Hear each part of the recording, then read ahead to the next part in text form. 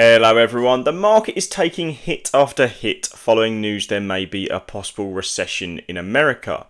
Additionally, Mr. Warren Buffett has shocked the market by selling over half his Apple position and creating a massive cash pile that is just rivaling many small countries at this point. And of course, Japan just generally scared the hell out of everyone by having their own crash before they halted trading just a couple of days ago. And if we look at that fear and greed index ticking over into the extreme fear for the first time in around a year, we are actually below the 125-day moving average for the first time since October 2023. So with my £37,000 portfolio on trading 2-on-2, seeing massive amounts of red, even dropping to the negative after hitting its highest point just a few weeks ago with £2,400 in the green, I have been buying one company in particular with seeing my portfolio drop this much. This one may come as no surprise to many people, and it is of course Amazon. So it now makes up to close to 25% of my entire portfolio, which is just crazy for one holding. And I own 74 shares that would be valued around about £10,000 if it wasn't for that pesky market drop. Now these are all my buys so far this week, and I've used up all my remaining cash that I held in my ISA and even added some more to this account, mainly because I don't think we'll be seeing this one go much lower, and if we did, I'd probably be putting my entire portfolio in it if we saw it go to around $100 per share. Additionally, the fundamentals I'm paying for at this current share price are just awesome to see and behold. I like the share price at 180, so why would I not like the share price at 160? And today I'll be sharing with you guys how those fundamentals look, how they've improved whilst the price has actually gone down. Now some people seem to think they had mixed earnings and it's a poorer performer of some of the other Magnificent 7 stocks. However, as we see here, they had a very good earnings. They stuck to their guidance that they gave in the quarter before and even beat it in some cases.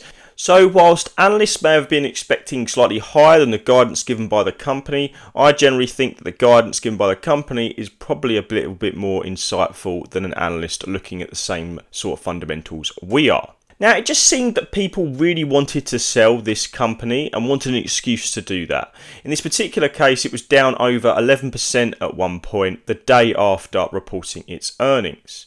And additionally, we have to look at the bigger picture with this company. Their year-over-year performance in terms of profitability from a key free cash flow standpoint and of course from an operating cash flow standpoint as well as net income was just amazing.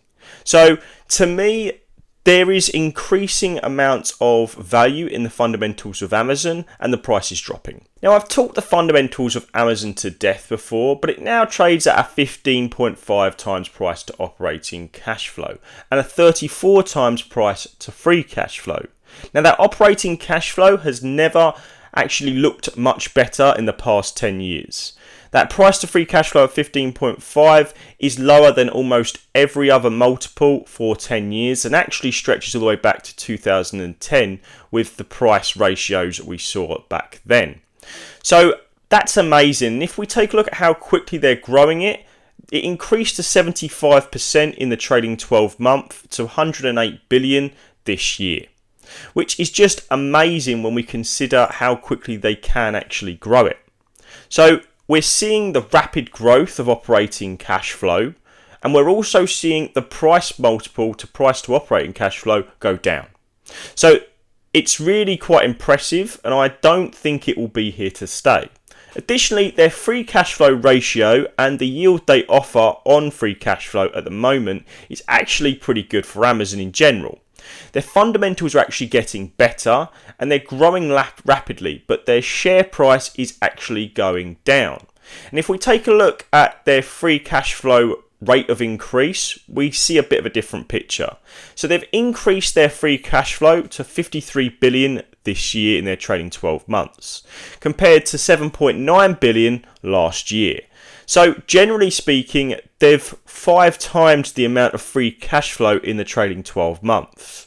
So if we're worried about the 34 times price to free cash flow, maybe we shouldn't be, because that price to free cash flow is going to shrink very rapidly if we see these types of increases in the free cash flow growth. If we compare that to another company that's doing really well at the moment in terms of share price, and it's always a great stock to have, but we take a look at how the share price and fundamentals are working. So we take Apple and we see a bit of a different story. The price to free cash flow is stretched and going up rather than down, and has become even more so in the last 10 years, now sitting at a 30 times price to free cash flow. Now that's very expensive when we compare it to the 34 times price to free cash flow of Amazon. Now you may say, well, that's can't be right because Amazon's is higher. Yes, it is, but when we consider how they're growing it, we see very differently. Amazon 5 times their free cash flow, and then we've got Apple, which is set to increase their free cash flow by around about 5% next year. So when we compare the two, and maybe we shouldn't because Apple's an amazing company, but if we compared the two, we maybe could see a slightly higher chance of growth with Amazon, and we're seeing that price multiple contraction, and the price is going down, not up. Now, I'm not slamming Apple. I really like the company, and if it was trading at a better valuation, I might actually buy this one. It's just holding very high historical ratios right now, and I'm not really seeing improving fundamentals to match that share price. Not like I do with Amazon. So I think Amazon is actually trading at a better valuation right now. And if we take this a bit further, we run a DCF on Amazon and see what is currently being priced into this drop in share price to around $160 per share. So at the moment, looking at what the share price is actually priced in, we've got an annual growth rate of about 10%, share price which is slight dilution of shares at 1.1, and a price multiple that sits closer to about 16.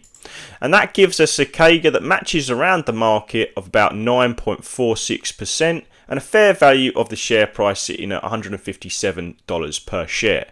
So the market is pricing in these metrics: 10% operating cash flow growth over the next 5 years, and a price ratio of operating cash flow that sits at about 16 for Amazon. And I just think these are not really historically relevant or likely. Now, in the past 5 years, they've set an operating cash flow growth rate of about 24% and an average price to operating cash flow of 25. So if we play around those multiples and actually give the averages that they've actually been, we can see that generally there's a bit of a different story. So if we take a look at those multiples, we've now got a CAGR of 34% over the next 5 years each and every year, and a fair value sitting at $446 per share. Now obviously we're not going to put that in because generally we should give ourselves a margin of safety. That may not prove true for the future. They may have lowering guidance and a few other things. So we can't always guarantee that's going to happen just because it's happened in the past. So let's give ourselves a bit more of rope and put 10% growth rate of that operating cash flow and just give ourselves a multiple of 20. We therefore come to a fair value of $196 per share and a CAGR of 14.46% for Amazon over the next 5 years. Now, if we consider that operating cash flow growth, they have grown it in the past trailing 12 months by 75%. 75%, and we're only pricing in 10%. They've actually done that 5 year in the past 12 months. So I don't want to obviously tell you that it's going to be all rosy with Amazon in the future. I don't know. Just like loads of other investors won't know. But if we take a look at their previous performance and their expanding margins, we do see that operating cash flow is very likely to beat this 10% rate that we've already put in. And the price ratio itself has never sat as low as it sits right now in the past 10 years.